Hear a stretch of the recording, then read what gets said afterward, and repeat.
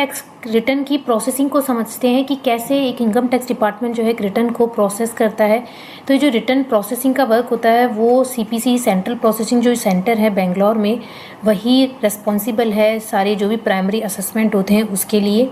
तो सबसे पहले तो ये चेक किया जाता है कि जो इनकम टैक्स की रिटर्न है वो प्रॉपरली फाइल्ड है और सक्सेसफुली ई-वेरीफाई कर दी गई है उसकी, और सभी चीज़ें कंपेयर हो जाती है कि जो टैक्स पेयर ने डिटेल डाली है और जो सीपीसी बेंगलोर के अकॉर्डिंग जो डेटा उन्होंने उनके पास इंफॉर्मेशन आई है, क्या वो दोनों कंपेयर करते हैं, फिर उस अकॉर्डिंग आपका रिफ़ंड बन रहा है या आपकी कोई टैक्स लायबिलिटी बन रही है या आप पर कोई डिमांड है।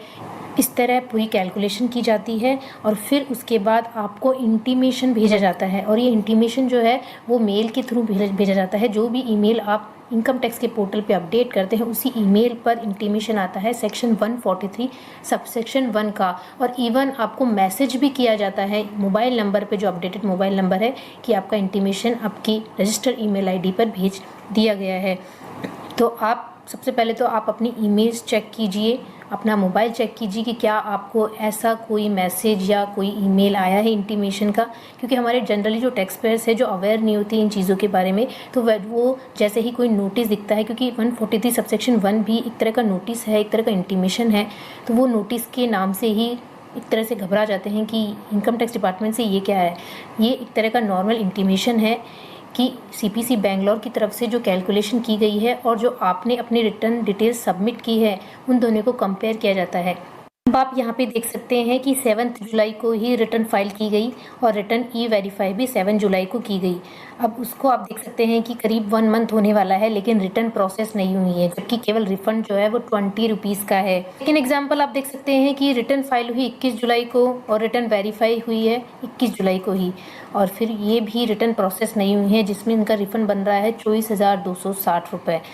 तो ऐसा नहीं है कि जिनका रिफ़ंड कम है उनकी रिटर्न प्रोसेसिंग जल्दी हो रही है या जिनका रिफ़ंड ज़्यादा है उनकी रिटर्न प्रोसेसिंग और जो रिफ़ंड है वो लेट आ रहा है।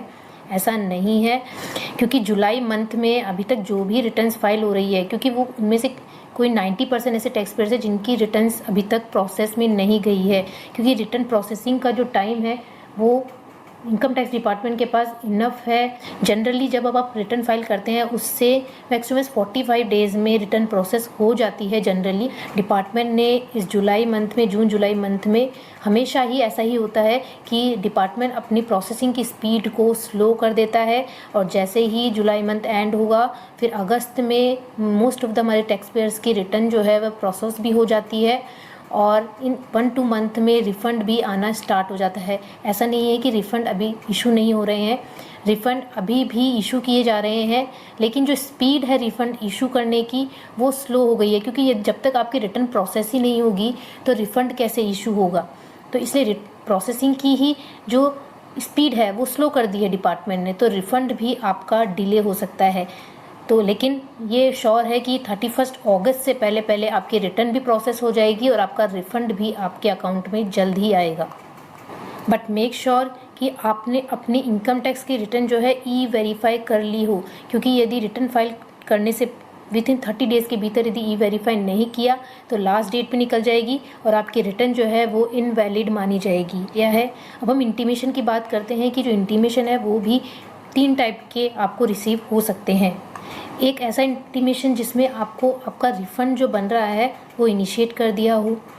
या आप पर कोई डिमांड रेज़ कर दी हो। मान लीजिए आपने फेक डिडक्शंस लेके आपने अपना रिफ़ंड जो है वो ले लिया है, या आपने फेक डिडक्शंस लेके अपना टैक्स को कम कर दिया था, लेकिन जब डिपार्टमेंट ने सीपीसी बेंगलोर ने इंफॉर्मेशन जो उन्हें मिली है उस अकॉर्डिंग वो उनको डिडक्शंस फेक लगे तो उन्होंने आप पर डिमांड रेज़ कर दी है, या आपकी ने जो इन्फॉर्मेशंस डाली है डिपार्टमेंट के अकॉर्डिंग भी करेक्ट है, उसमें कोई इशू नहीं है, तो फिर आप पर नो डिमांड नो रिफ़ंड वाला इंटीमेशन आपको रिसीव होगा।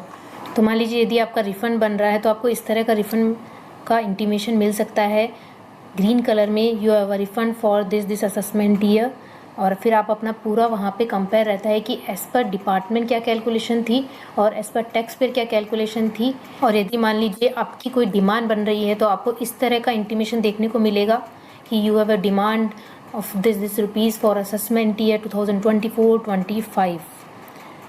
और जब तक आपको इंटीमेशन रिसीव नहीं होगा तब तक आपकी ITR भी प्रोसेसिंग शो नहीं होगा, मतलब वेबसाइट पे शो नहीं होगा कि आपकी ITR प्रोसेस हो चुकी है, क्योंकि इंटीमेशन मिलना आपको बहुत ही ज़रूरी है। तो प्लीज़ आप अपनी ईमेल्स और मैसेजेस को ज़रूर चेक कीजिए। मिशन आप ओपन करते हैं तो उसमें पासवर्ड की ज़रूरत होती है, तो कि जो पासवर्ड होता है वो आपका पैन और डेट ऑफ बर्थ, आपको ये दोनों डिटेल्स उस पासवर्ड में डालनी होती है। तो जैसे कि मान लीजिए आपका पैन नंबर जो है वो ये है और आपकी डेट ऑफ बर्थ है, तो आपको अपना पासवर्ड जो है वो इस तरह आपको टाइप करना है कि आपका पहले आपका स्मॉल लेटर्स में आपका पैन नंबर आएगा, देन आपकी डेट ऑफ बर्थ, इस तरह आपका इंटीमेशन ओपन हो जाएगा।